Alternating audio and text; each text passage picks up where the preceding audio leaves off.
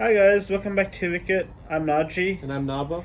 and today we're just going to go through a bit of an overview of the England versus Australia T20 and just a bit of a prediction and I guess a bit of a recap of what's coming up in the future games.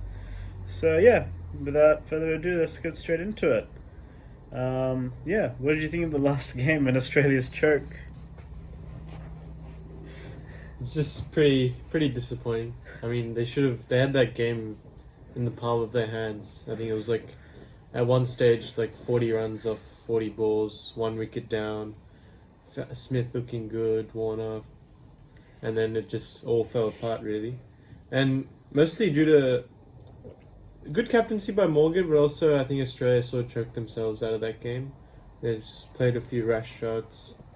There were some good balls in there, but I think notably, especially like Maxwell's dismissal and one of the others, was it Smith? Smith's dismissal No, as yeah, well was yeah. pretty important, yeah. Like there wasn't very good shot. Yeah. Yeah, it was like a real throwaway wicket. Especially like with the situation, they just need to like. Especially Maxwell one really comes to mind because it was the last ball of Adil Rashid's spell. You just need to just play that ball out or just hit a single, just get through that spell, get the leggy out of the way. But yeah, he's got ahead of himself. Yeah, I mean, like when I woke up in the morning, I saw the score was I think 91 for none. I'm pretty sure. Obviously Yeah. here it's like 5 o'clock in the morning when Yeah. when this game's going on. So it's pretty Yeah. early, So yeah, I mean, look, I'm sure Australia will probably bounce. Well, I'm sure they'll bounce back. This loss can hurt them big time, but yeah, I mean, it'll be a real test for the middle order next game. That's for sure. To go and to see them the way they performed last game, obviously, they struggled. There was some good bowling, some good captaincy, probably some rustiness from the Australian side as well.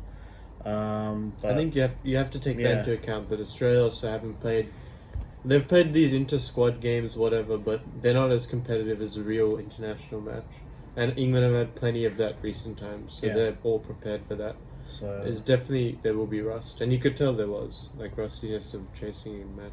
yeah, yeah. No, I think it's going to be. Obviously, I'm sure Australia would go away from that game thinking about a lot of things, and England are going to be ready for Australia to come back, twice as hard, which I'm sure that they can be preparing for. So the series really is, in a pretty good position. We have obviously England are up ahead psychologically. That's going to be pretty good for them. But going to these next few games, I think, for Australia to get off to a good start would probably be really important to sort of get that psychological giveaway that they gave with that loss back a bit. Look, I think Australia. I don't know. Do you reckon they'll make any changes? I don't. I'm not sure, to be honest. Well, I think if you look at their performance as a whole, like just recapping that whole game, to be honest, I think Australia, they did most things right. They bowled pretty well to keep England to 160 because, as you've seen, they've got like 200 every game against Pakistan, pretty much, nearly. So they did pretty well in that department. I think Zampa was a bit off. Yeah, he was a bit rusty by the looks of it. But Maxwell bowled well. That's a big tick in the box for them all around. Ken Richardson bowled well. Stark was okay. Cummins bowled well. So all the bowlers did like pretty. Yeah, Agar got 2 for 2. Yeah. And then with the bat, obviously, the top 3 did pretty well. So that was another tick in the box. But yeah, I guess that middle, Maxwell, Stoinis, Carey, really got exposed. Agar as well. A little bit of exposure there. I think maybe if the only change I could think of is possibly bringing in Mitch Marsh to strengthen that batting, maybe, possibly. Yeah, but then what? You'd have to probably drop Agar then. So it's a bit of I don't know if Yeah. Agar's a number 7, like a proper.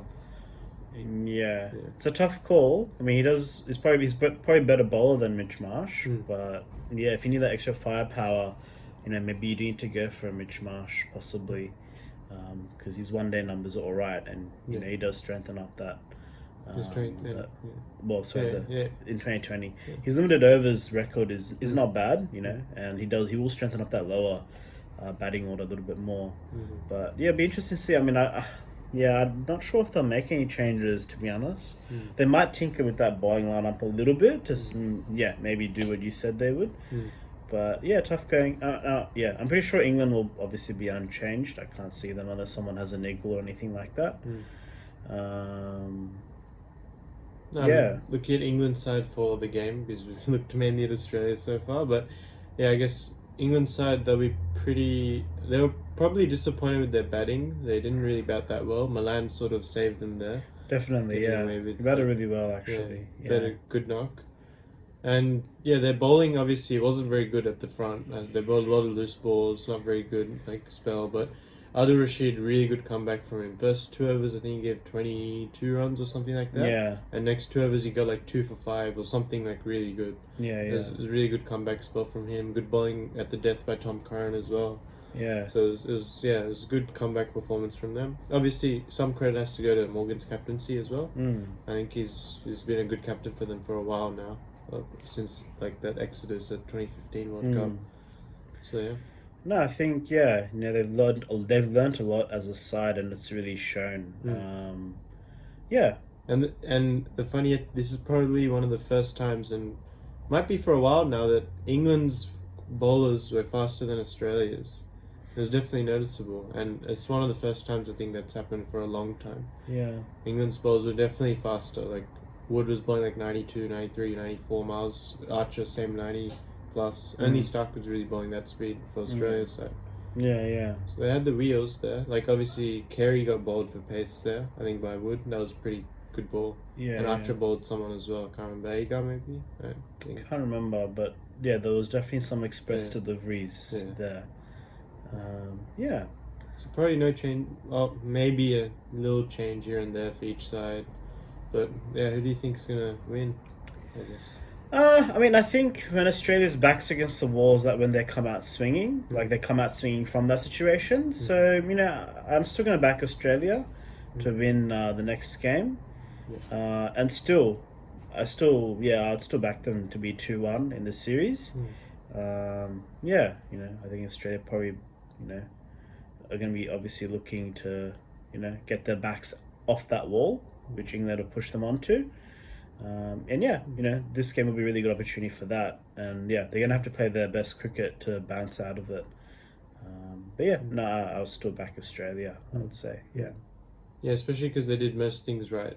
They Exactly. just couldn't It's not like it was like a demolition job. It was like a close game. Yes, they should have won it. So they did a lot of things right to actually get into that position, which they would be happy with. But obviously, their last, X amount of overs, they'll be disappointed with the execution. But yeah, I'm sure that they'll take it on the chin, and hopefully we'll see a bounce back and not.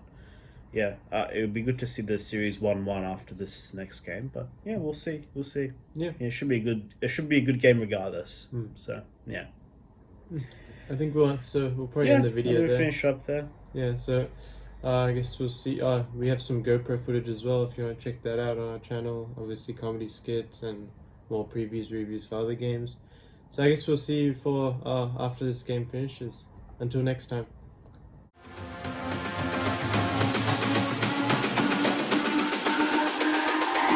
It's all about humanity.